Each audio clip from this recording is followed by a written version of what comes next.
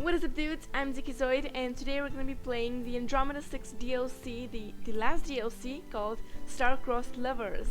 And this is basically supposed to be set during, like, between episode 2 and 3. And let's just read quickly the, what's it called? The little, oh my god, what is it called, dude? the, oh my god, the brain immediately left my mind, dude. Oh my god, what was the word, dude? Let's read the plot very quickly. Okay, so set in the universe of the visual novel Andromeda 6, the Festival of Violin takes place once a year, a celebration of love much like an ancient human tradition. During your stay in Terranium, a couple of troublemakers create a situation on the A6 and it's up to you to clean it up. Pick one of the 6 new crew members of the starship and join them on an unexpected mission in Nos Vega. You're on the clock to get it done, but the allure of the Festival of Valen may be just what it takes to make you your chosen companion far too distracted to do so. Can you keep your head in the game, or will you end up falling prey to the stars around you? Will you keep your partner at arm's length or take the next step? Discover this Valentine's and Star-Crossed Lovers. So this is a Valentine's Day special as far as I could gauge from all of this information. And again, you're playing as your usual traveler, and you have the same characters like Rayona, Ayame, Sebastian, Juniper, or June, Damon, and Calderon. So let us continue. Okay, so let us start the game. Enter your name. We are called Ziki, and we are she, her, and we are Tilari, just like we are in our main playthrough of the main game. So we are a gentle and intelligent alien race dedicated to their medical studies and the nurturing way of life. And we have Bash here. I'm telling you, I did it last time. You're lying, I haven't seen you do it in weeks. I stop in my tracks, frozen, having stumbled upon an extremely heated argument between Bash and Ayame in the corridor. Bash's attempt at feigning innocence is failing miserably, and Ayame looks nothing short of pissed at whatever they're squabbling about. After having gotten to know them better over the past week or so, also it's only been 1 week, I'm certain that the topic of their argument could vary anywhere from someone having left a dirty sock on the floor to one of them having cheated in a mecha fight. Oh my god, they're having mecha fights out here? Like, I wanna be on the Andromeda 6, dude. So, they haven't noticed me yet, and I consider tiptoeing back to my room to keep it that way, but curiosity gets the better of me. Then maybe you should get your eyes checked, huh? Maybe you should shut that fat mouth and quit lying. Oh, Ayame pushes back against Bash's chest, and by the twitch of her lips I can see she's holding back a grin. Somehow that only angers Aya further. Bash looks down at her, towering above the tiny Kitalphon, and I step between them before she has the chance to murder him where he stands. Whoa, what's going on here? Aya turns on me, the silvery ends of her hair whipping around her face as she does so. It's Bash's turn to do the laundry. He's trying to palm it onto me. Again. That's so typical of Bash. So, Bash says, I'm telling you, you little squirt, I did it last time. Ask Damon, he saw me. Aya scoffs at him and folds her arms over her chest, the sound dark and deliberate. Yeah, right, as if I would trust anything that comes out of his mouth. Trust issues much? Have you met Damon?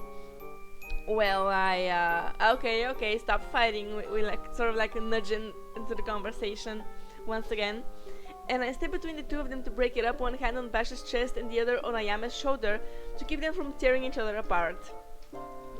It seems harmless enough for now, but I'm worried things could escalate quickly if where these two are involved.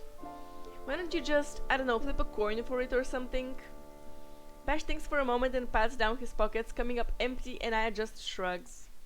Letting out a defeated sigh, I try something else. So none of them have change? What? Rock, paper, scissors then. Yeah, do it. So, I like the way you think, kid. Bash turns back to Aya, and the tilt of his lips nothing short of cocky. Rock, lizard, robot? Yeah. You're the only one who thinks that's a real thing. We're going classic this time. Fine with me. And you ready to lose, Pocket Rocket? Bring it on, Tin Man. I love how they're bickering, but they're doing it so good-naturedly and so light-heartedly that it's really fun to watch. Okay, I smile to myself, feeling a little smug at having come up with an amicable solution, and head back to my room to relax. Alright. Later that day. Let's see what has happened. A shriek wakes me from the nap I had been taking, followed by the sound of heavy footsteps going past my door. I bolt upright, listening hard, though the noises disappear as fast as they came and my heart pounds in my chest, wondering what the hell is going on. When I hit the button to slide open the door of my room with a trembling hand, I peek my head into the corridor, glancing around. To find nothing there. Letting the door shut behind me, I tiptoe through the corridors, ears strained for the smallest sound, voice, or anything. A feeling of dread worms its way to my stomach. Something could have happened while I was sleeping. Something bad, like really bad. It's only when I get closer to the docks that I stop, pausing by the door to hear better. Voices are coming from the deck below me, so muffled that I can barely hear them, but they're there nonetheless. I descend the stairs slowly, carefully, trying my best not to give my presence away. And let's see whether it's probably all of the whole crew. Calderon says, whoever is responsible for this is going to have hell to pay. June says, let's just take a breath, look at the facts. Like always. June's right, instead of jumping to accusations, let's handle this logically. Or I could just bleed it out of him. Damon. Alright, fine, I need to give me that look, Doc. The knives are already away. I don't care how, but we're settling this now. Recognizing the voices, I creep down the steps a little bit more, at last seeing the crew gathered in a sort of circle within the large space below. There's no one else there, no threat, no danger, nothing except for the crew of the Andromeda Six themselves. Okay.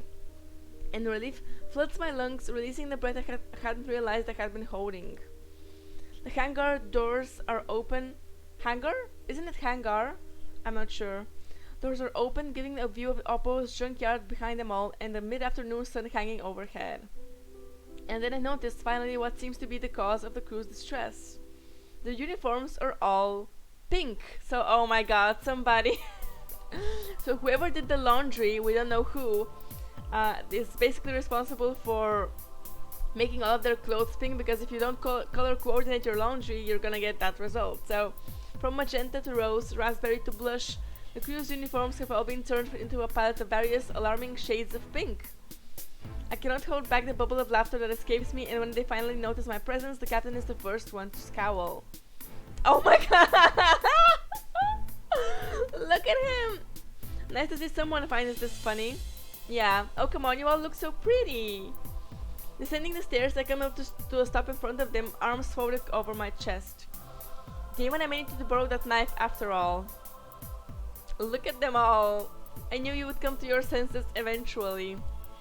And what a coincidence, I've got two on me right now. Wanna take turns or should we flank them? Whichever causes the most pain. How about we return to the problem at hand?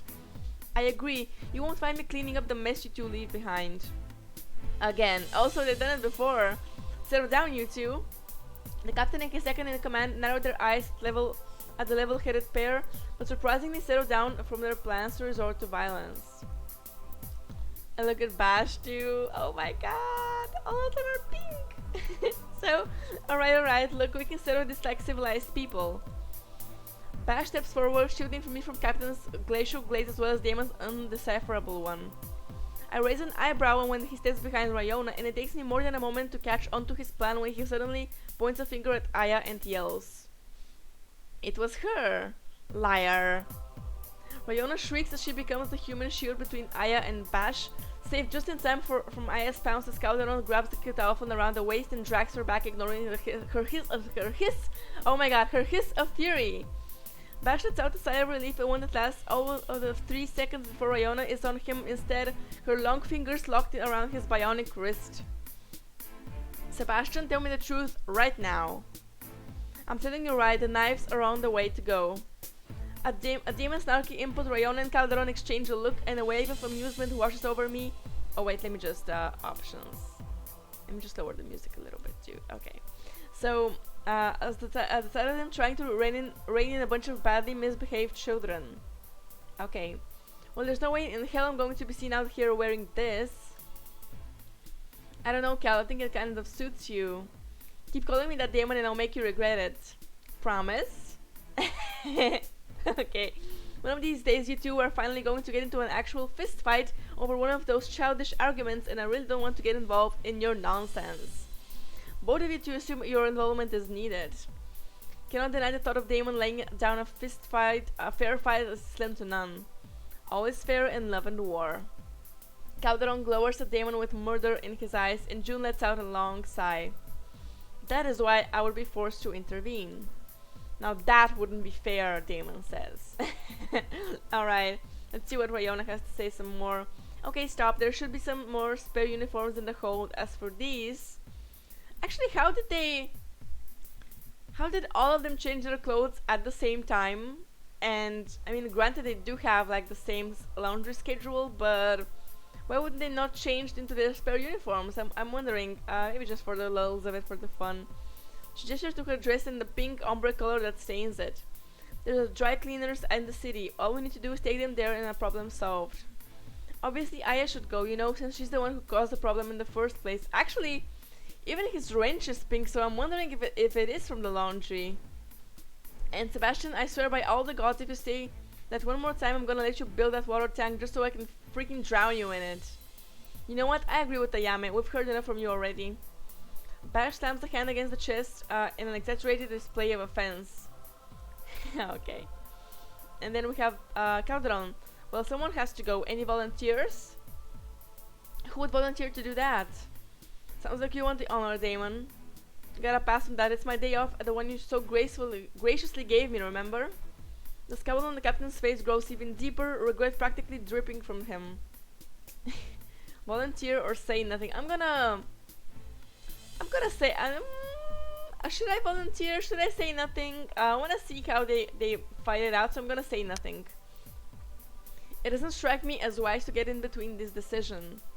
The idea of walking through Nose Vega again doesn't sound really bad, but doing all that laundry is terrifying. I have no idea how all that pink will come out.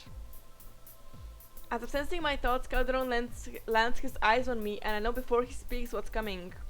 Stow away, time to earn your dues. Yes, sir. No point in arguing my way out of this one. You're not going on your own, though. Here we go. Aya mutters under her breath to the side, trying to make herself even smaller at that. Someone needs to go with you. I will give you a choice as to who. I think... Oh my god, I'm unsure. I think that let's just save over here, save this empty slot, because we can go back to this. I think I want to go with either June, Ayame, or Damon. So let me just think about this real quick here. We did romance June in the main game, but we did not romance Ayame at all. So, I'm gonna take Damon on this one. My eyes fall on the now pink in pink second in command, and realization dawns on him like a bucket of ice cold water. Are you kidding me? It's my day off. That settles it then. Get changed and get it over with soon, and make sure not another speck of pink is left on my outfit. Oh come on, is that an order? I'm certain Calderon is about to snap and tell him it is, but instead I'm met with a silence so deep it's possible to hear something dripping between the pipes on the docks when the captain turns to glare at his second in command. A look I couldn't begin to understand in his eyes. It is, but not for what you think. And Bash, get this damn leak fixed already. Okay, so Bash does have work to do here, and Rayona probably has to do something in her little lab. So I think Damon is a good choice. He's on his day off, so he doesn't have anything else to do. Except rest, maybe, but I don't know. So not waiting for Bash's mumbled response, the captain turns to leave the docks, already undoing the buttons of his pink jacket. As I turn to look back at Damon, the rustling sound of the rest of the crew as they make haste after the captain echoes in the room. Oh, he's gonna be pissed at us, so I guess I don't really have a choice. But he said... Wait here. But... Oh my god, my interruption goes unnoticed. Damon quick on his feet to head towards the hold, and I'm left on my own, leaning against a stack of crates where I drum my fingers as I wait and wonder what the exchange has been about. Time passes, seconds turning into minutes, and I grow more and more impatient. There's only so long that the stark metal walls of the ship can hold my interest. I'm not certain how much time has passed exactly, but eventually it seems like more than what is needed for a simple outfit change. Okay. Pushing myself off the crates, I carve a way through the docks towards where I last saw Damon, checking every door on the way before coming to a stop in front of the small door located on the far wall. I knock, but I receive no answer, same as every other room in the hold. Maybe he isn't even in here. We're gonna walk in, maybe, because I know what's gonna happen. I mean, at least I think I know. I think we're gonna catch him, like, getting dressed, so why not do it? It's just a game, dude. So I refuse to believe this jerk ditched me when we were supposed to take all that laundry into the city. Unsure of where the confidence in me had come from, I pushed the button on the panel next to the door and walk in. Yeah, actually I feel kind of sleazy doing that, but it's just a game, so yeah, what the frick, Damon says. That wasn't what I was expecting. Right in front of me stands a shirtless Damon looking less than impressed by me barging in. So you're the type that barges in the room unnoticed, huh? If you wanted to see me naked, all you had to do was ask. Oh my god, I... Honestly, I have an excuse for this, yet words also elude me. I already expected the crew to be fit in general, given their line of work, but this... Damon never took off his stupid jacket. The idea that he was this fit had never crossed my mind. Not sure what I expected, but still, this caught me off guard. His body is flawless, and I don't mean it in an over-the-top way, I just mean it. How much? 2, 4, 6, 8 pack. He has an 8 pack, my guy, so yeah. Apparently all of the crew has an 8 pack and they're all perfect and beautiful and without any flaws. So, there's not a single scar or mark on his upper body, and that is terrifying in its own way. How can an assassin and a mercenary not have any scars other than the one on his eyebrow? Are you done with your inspection? Let's flirt. Actually, I don't think we should flirt with him, but let's say not interested. I had a mean to walk in on him, and while I don't really feel any attraction, it does not feel right to intrude. I'm not here to do anything. Sorry for barging in. The way he laughs at my stuttering excuse annoys me to no end, and it reminds me I have absolutely nothing to be ashamed of. He's the idiot who kept me waiting.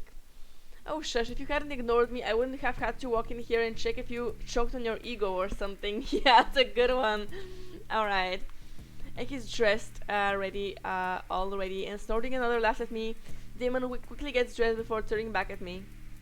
I knew I kept you around for a reason. You're funny when you try to. You think I'm hilarious, just admit it. Now you're just pushing it. Besides, weren't you in a hurry to save Celiota?